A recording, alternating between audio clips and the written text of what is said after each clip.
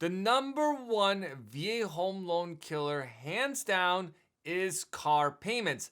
Did you know a $749 car payment equals roughly $112,500 mortgage in today's current market? That also equates to $9,988 in annual property tax payments as well. It's a number one showstopper. Remember, you have to be both eligible and qualified to use that amazing VA home loan. Unfortunately, many veterans disqualify themselves from buying a home due to car payments. I see it time in, time out. So that's why I'm making a video today around that. Now, what's even worse is if that payment is unaffordable or becomes unaffordable to you and you stop making payments on that, your credit will drop and you can run into qualifying issues due to a large collection on your credit report.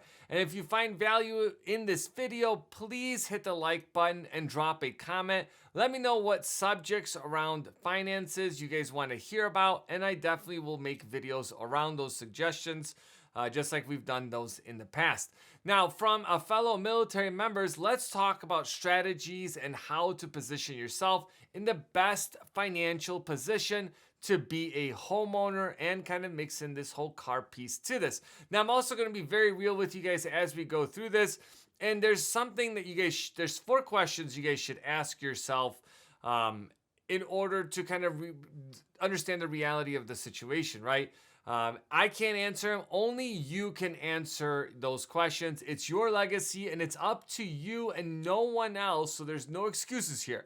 So the first question I want you guys to ask yourself, what's more important to you, a car or having a home, right? Not just a house, but a home that you come home to. Irony in that. Second thing that you really want to ask yourself is which asset can create generational wealth? It's something that we've been talking about a lot just on the channel is that, you know, how do you build generational wealth today? And real estate is one of those things. Number 3, is living in a safe area important to you? Now, that is whatever it means to you because that's something different for everybody.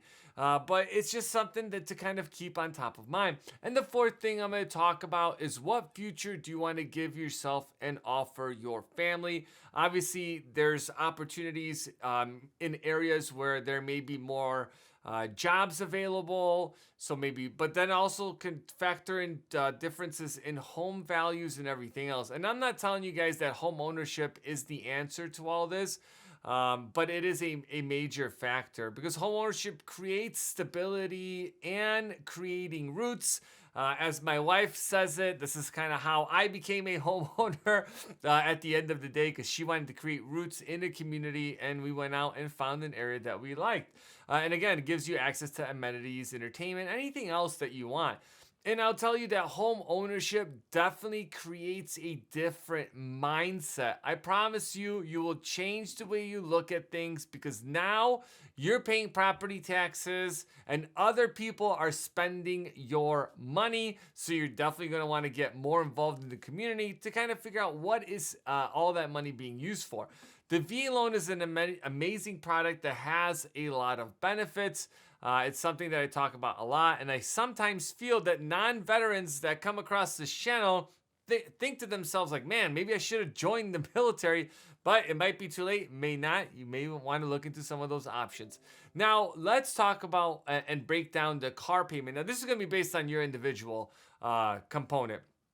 First thing you want to do is you want to get a copy of your mortgage payment, like the statement itself, and you want to break out from there, what is my actually monthly payment? What was the original balance? What's the current balance? And what's my interest rate on the mortgage? You're going to want to know this. We want to pull it up or at least print it out for yourself or put it up on your computer screen so you can take a look at it. Next thing you want to do is get a copy of your car insurance, right? What is your monthly premium or annual premium that you're paying? But what we're trying to do here is in the greater picture is to really create a budget, but also know where we currently stand financially, right? 2 different things to that. The third part is you want to also get your car appraised. Now, you don't need to go into a dealership to get that done. I just highly suggest going to an appraisal company online. I personally use like Kelly Blue Book, so kbb.com, and that's why I just did my research to figure out what is my car worth. Don't want to really look at it, but this is the foundation of understanding your car payment and the impact that it has on your monthly budget. And no one else can do this but you, okay? So let's talk about creating the budget. So in essence, it's your net income, all your month minus all your monthly expenses equals what your savings or your true net take home is, right? After all the bills have been paid, and this could be fixed bills and variables. Fixed bills, think about it, is like your cell phone payment, something that you know, hey, every month this is what it's going to be, versus a variable expense, which could be an emergency fund. This can also be related to food, groceries, gas. Now, you should compartmentalize those so there's a range that you're going to be doing every month, but just kind of keep that on hand. And again, it's better to have a starting budget that you can work with versus having no budget and just spending unlimited amounts of money. And that's how you get into debt, okay? Now, with your monthly budget, if you're looking at, like, let's say your rent, that's something that you can replace with a mortgage. And this is where also this whole car piece is going to make a big difference for us, right? And remember, if you're spending more than you're taking, you can't print more money. It would be nice to be able to do that, but we can't do that. Now, the first thing I want to talk about when creating and evaluating your finances, it might be, you might get a little anxiety doing it. I'm not going to lie about that, but it's something that you have to do. And there is light at the end of the tunnel when you take control of your finances, because it sets you free. You're able to then do things you couldn't do before because maybe you didn't have access to credit, or credit was just too expensive because your credit wasn't there. So those are all things to kind of be thinking about this. Now, when you're looking at your car payment, right, this impact that it has, cars, again, have really high payments because they're normally short-term debt. 5, 6, 7 years. Sometimes they even offer 10 years, which I don't recommend doing that. But again, everyone's situation is different, and how they expense that, all that's going to be a factor into all of this, okay? So if your payment is high, you have a couple options, right? Value is greater than your balance. You may possibly sell or trade that vehicle, right? So if my car is worth, let's say, $20,000, I owe 10, I'm sitting in a good spot. Now, if my value is less than my balance, right, you can still look at potentially selling and taking a loss, or adjusting other items in your budget. So meaning that in that same example, we flip it. Hey, the balance is $20,000, but the car is worth $10,000. What do you do here, right? Now, a small loss may be okay, and also a bigger loss may be okay if you're going to be in that scenario. And let's walk through an example of what that might look like, and everyone's situation is a little bit different. So let's say you have a $1,500 a month car payment. In order to sell your car, you're going to take a $7,000 loss on that, right?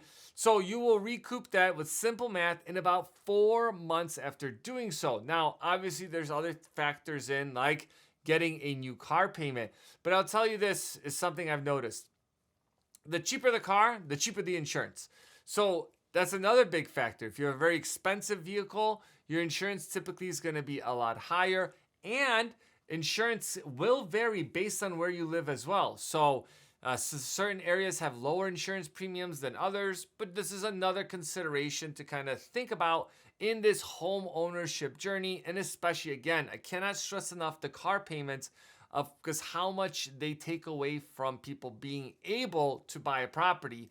And again, depends on what you're saving with that. And a lot of times I think, it's like fear of missing out, or having a cool car, but having a cool car and not having a place to live, or renting where your car payment's more than your rent, is maybe something that you should think about in this journey. So make sure you guys hit the like and subscribe button. Catch more content like this, and I'll catch you guys soon.